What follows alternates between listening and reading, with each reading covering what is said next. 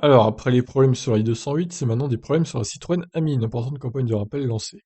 Dispose sur le marché automobile en tant que quadricycle léger depuis le mois de mai 2020, la Citroën Ami électrique rencontre un fort engouement commercial grâce à un très bon positionnement tarifaire, surtout pour ceux et celles qui n'ont pas le permis de conduire et dont la mobilité se résume à la ville.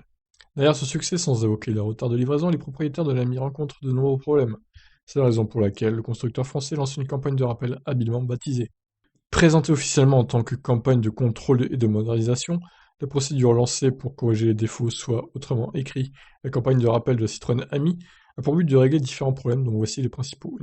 Une étanchéité médiocre de l'habitacle, des portes qui ne se ferment pas ou qui restent bloquées et des essuie-glaces récalcitrants. Oh là là, qu'est-ce qu'elle est cheap cette voiture en même temps. Cette campagne dite de rappel de la Citroën Ami a ainsi été lancée il y a quelques jours, sachant qu'elle est très attendue par les utilisateurs de l'auto qui, comme le veut l'expression, ont essuyé les plâtres. Pour régler définitivement les problèmes rencontrés par le quadricycle électrique, Citroën a mis en place 3 centres dédiés exclusivement à cette campagne de contrôle et de modernisation. 2 d'entre eux sont basés en France et un troisième en Allemagne, ce qui permettra au réseau de distributeurs Citroën de continuer à offrir leurs services aux autres clients de la marque au chevron. Sur le papier, ces centres devraient également permettre des interventions dans les plus brefs délais. Citroën communique néanmoins sur un délai de 3 semaines et sur le fait que toutes les amies défectueuses seront traitées au plus tard pour la fin du mois de mars. Vincent Kobe, le patron de Citroën, a d'ailleurs visité l'un de ces centres. En pratique, les propriétaires de la AMI sont contactés par courrier et par email, puis ils doivent prendre rendez-vous par téléphone. Selon l'endroit où se situe la voiture sans permis, concession en attente de livraison, atelier car déjà en réparation, au domicile du client, Citroën récupère directement l'AMI pour l'envoyer dans un des sites cités auparavant.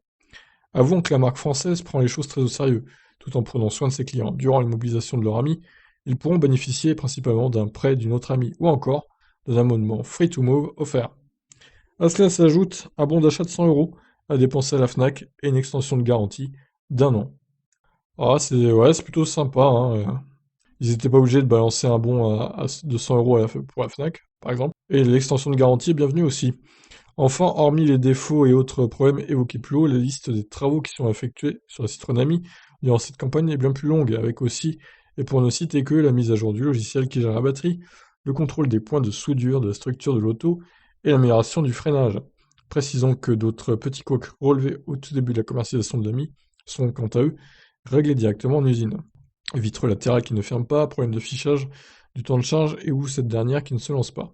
Concluons en rappelant que Citroën a de quoi voir venir car la concurrence tarde à agir. En 2025, Renault devra ainsi commercialiser la Mobilize IZ1. Oui, enfin Renault ils ont déjà le Twizy depuis un moment, hein, donc on peut dire que la concurrence était déjà bien là avant que la Ami arrive. Mais bon, voilà. Donc dites-moi dans les commentaires si c'est des possesseurs de Citroën Ami, j'en ai vu une en vrai l'autre jour là, sur la route, qui était garée. C'est assez moche hein, quand même, hein. Mais bon, je peux comprendre que ça intéresse les gens qui n'ont pas le permis. Et c'est pas très très cher pour une voiture sans permis. Mais bon, voilà, c'est pas très très beau, on va pas se mentir. Et visiblement, il y a des soucis de jeunesse. Mais bon, a priori, Citroën devrait régler ça au plus vite. Je vous laisse réagir. Ciao.